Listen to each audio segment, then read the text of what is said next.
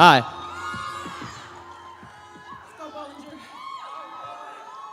My name is Joe Bohlinger, and I will be reading A Smile to Remember by Charles Bukowski.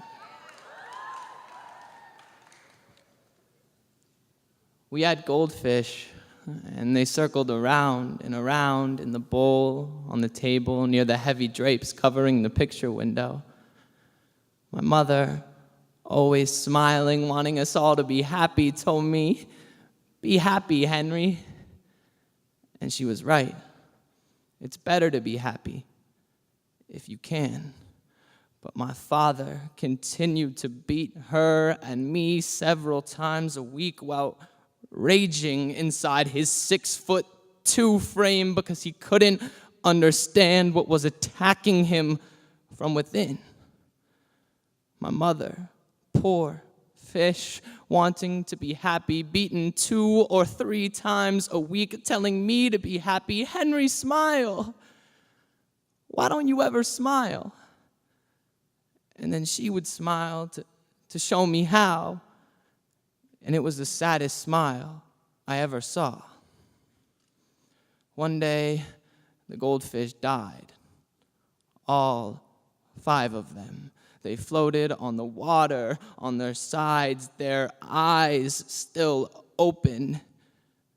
And when my father got home, he threw them to the cat there on the kitchen floor, and we watched as my mother smiled.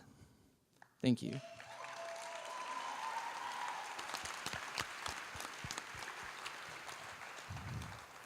And this is my response poem entitled Flower, and it's dedicated to my mom.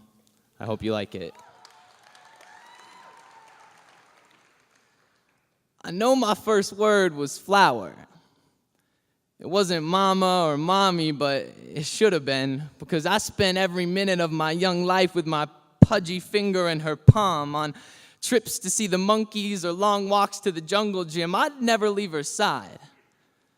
Neither would the backpack, which she always kept slung across her shoulder so she could squish my whole life in there, because my mom wanted me to be at home wherever I was, and there just wasn't enough room in a purse for something like that. But what she didn't understand then, when I'd cry into her arms, and what she still doesn't understand now when we watch Toy Story and empty tissue boxes, is that when I see that smile that pushes my heart into my throat, I am home. And that's because my mom's a carpenter who built a life for me with her bare hands, even if the job wasn't done without a few purple calluses pushing up beneath her wedding band as her dreams were left to gather dust in a dark corner. The words that filled brown notebook pads and slipped secretly into my dad's scripts were merely released into the constricting confines of my childhood bedroom, where my mom spun stories that made my dreams streak blue with life. But soon, my fingers grew too big for their home in her palm, and as my frame started to stretch to scrape 6 feet, the newfound space within me was filled with a rage that I couldn't understand. So every time I yelled, swore, proclaimed that I wish I wasn't born, I took those words and shoved them into the deepest corners of her mind, and they festered in there like a cancer that's caused by the stress of raising an 18-year-old boy who doesn't see the beauty in her smile. And so they all grew together.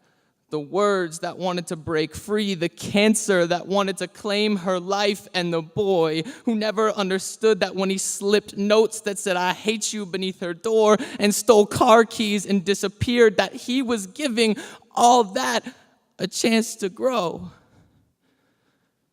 But I understand now, Mom. This poem that pours from these lips was born in your mind, fed and watered by your nighttime stories, and is now walking timid but alive right back to you. See, I know that every word I write is for you. I know that every word I write is from you. I knew you were going to beat the cancer, and I know that you did. I know you're going to get those words in your head out to the world. I know you finished your play, Mom.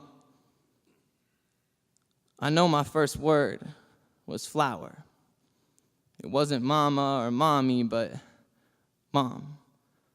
I now know that my first word was flower, because even back then, I was just looking for the best word to describe you. Thank you.